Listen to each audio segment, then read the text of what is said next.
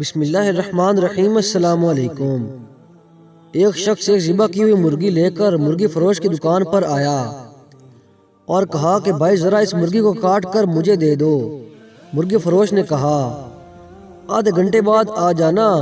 اتفاق سے شہر کا قاضی مرغی لینے دکان پر آ گیا۔ دکاندار سے کہا مجھے مرغی چاہیے۔ دکاندار نے کہا میرے پاس اب کوئی اور مرغی نہیں جو آپ کو دے سکوں۔ قاضی نے اس مرغی کی طرف اشارہ کیا یہ دے دو تو دکاندار نے کہا یہ مرغی میری نہیں کسی اور کی ہے جو کاٹنے کے لیے دے گیا ہے۔ قاضی نے کہا کوئی بات نہیں، یہی مرغی مجھے دے دو، مالک آئے تو کہنا کہ مرغی اڑ گئی ہے۔ دکاندار نے کہا کہ مرغی تو اس نے خود ذبح کر کے مجھے دی تھی، پھر ذبح کی ہوئی مرغی کیسے اڑ سکتی ہے؟ قاضی نے کہا میں جو کہتا ہوں ویسا کرو، یہ تمہارے خلاف مقدمہ لے کر میرے پاس ہی آئے گا، باقی میں خود دیکھ لوں گا۔ دکاندار نے مرغی قاضی کے پکڑا دی۔ قاضی مرغی لے کر نکل گیا۔ تھوڑی دیر بعد مرغی کا مالک بھی آ گیا اور دکاندار سے کہا کہ مرغی کاٹ دی ہے؟ دکاندار نے کہا میں تو کاٹ دیتا مگر تمہاری مرغی اڑ گئی۔ مرغی والے نے حیران ہو کر پوچھا بھلا وہ کیسے؟ میں نے خود ذبح کی تھی، اڑ کیسے سکتی ہے؟ دونوں میں تکرار شروع ہوا اور نوبت جھگڑے تک جا پہنچی، جس پر مرغی والے نے کہا کہ چلو قاضی کے پاس چلتے ہیں، وہ فیصلہ کرے گا۔ دونوں چل پڑے۔ راستے میں دیکھا کہ دو آدمی لڑ رہے ہیں، ایک مسلمان جبکہ دوسرا یہودی ہے۔ چھڑانے کی کوشش میں دکاندار کی انگلی یہودی کی آنکھ میں جا لگی اور یہودی کی آنکھ ضائع ہو گئی۔ لوگوں نے دکاندار کو پکڑ لیا اور کہا کہ عدالت لے کر جائیں گے۔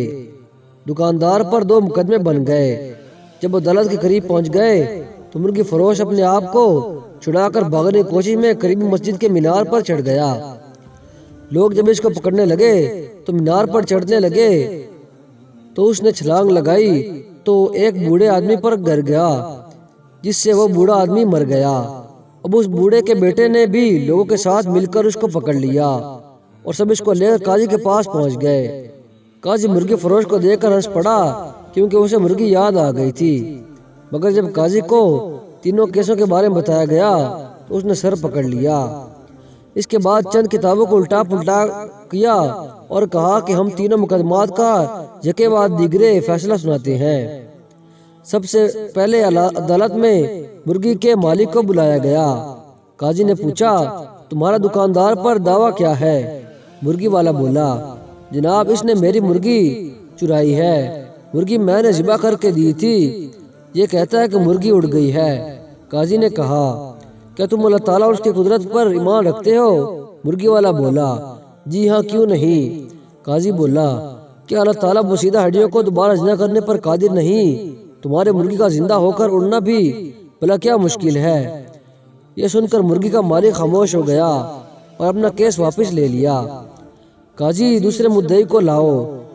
یہودی کو پیش کیا گیا تو اس نے عرض کیا کہ قاضی صاحب اس نے میری آنکھ میں انگلی ماری جس سے میری آنکھ ضائع ہو گئی ہے، میں بھی اس کی آنکھ میں انگلی مار کر اس کی آنکھ ضائع کرنا چاہتا ہوں۔